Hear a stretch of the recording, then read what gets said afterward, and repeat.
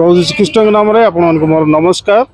मो ना हूँ सुधांशु शेखर सीताराम। आम जयपुर इवांजेलिकल लुथरान चर्च मो सभापति रही अच्छी।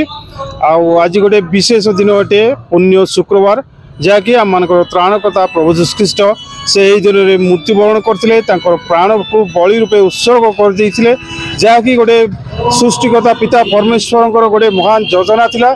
यही दिन को आम द डे ऑफ साल्वेशन कहू। यह परित्राण दिन अटे आज कारण मनुष्य मान आत्मार परित्राण साधन होता। प्रभुंर यह गोटे विशेष योजना थिला जेपरिक आत्मा सब आत्मा मनुष्य मान आत्मा मुक्ति लाभ करेक बलि उत्सर्ग कर पशु पक्षी समस्त किंतु से सब मूल्यहीन है। शेष पिता ईश्वर द्वितीय पुत्र प्रभु जीशु ख्रीष्ट को निमंते एक शरीर निर्माण कर जगत को प्रेरण करते जहाँ को कि क्रूस काठरे बलि दिगला।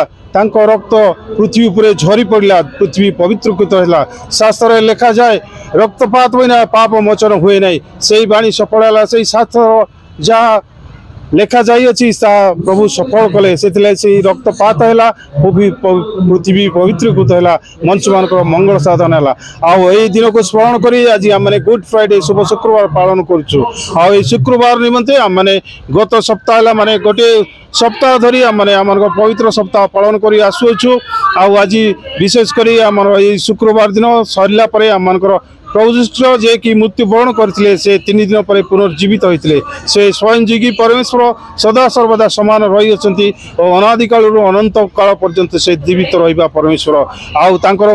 तांकर विशेष उद्देश्य है प्रेमर बाणी जहाँकि से प्रचार करते पुअर मध्यम प्रभु जीशु ख्रीष्ट भी कहते परस्पर को प्रेम कर ईश्वर को प्रेम कर। आ से प्रेम ही आम क्रिश्चियन भाई भौणी मैंने आज सारा जगत में यही सहर भी आम वितरण करुचु। जहाँकि आजिकल आम मैंने कहूँ भाईचार सहर से प्रेम ही बंट जाऊँगी। प्रभु जीशु बाणी आम सफल कर चेष्टित रही। धन्यवाद नमस्कार। हेलेना चांद मो जयपुर लोकल चर्च पालिका भाव में कार्य करुच्छी। जेहेतु आज दिन में 2000 वर्ष तले आम मानकर प्रभु जीशु ख्रीष्ट क्रूस काठरे अपना जीवन को बलिदान करते से जीवन द्वारा आज समग्र जगत परित्राण प्राप्त होइछि। जेहेतु जीशु जे केवल ख्रीष्ट धर्म पर जीवन दे नथिले से समग्र जगत को प्रेम करथिले समग्र जगतर लोक मानकर परित्राण निमंते अपना प्राण को क्रूस रे बलिदान करथिले। एथिपाई एही दिनर महत्व अति गुरुत्वपूर्ण अटे।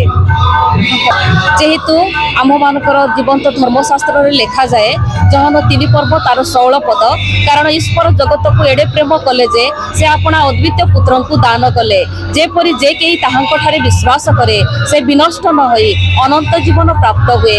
तेणु जीशुंकर सही महान बलिदान द्वारा आज जगतर प्रत्येक मानव आज उद्धारर पथ आमे पाइछु एवं परित्राण प्राप्त होइछु। जेहेतु जीशु ताहांकर मृत्युर 3 दिन से कबर भितर रहिबे 3 दिन एवं 3 रात्रि से तृतीय दिन रे प्रत्युषरे पुनरुत्थान करिवे। एई भविष्यवाणी पुरातन नियम रे करा जायतिला वर्तमान ताहा नूतन नियम रे सफल होयछि।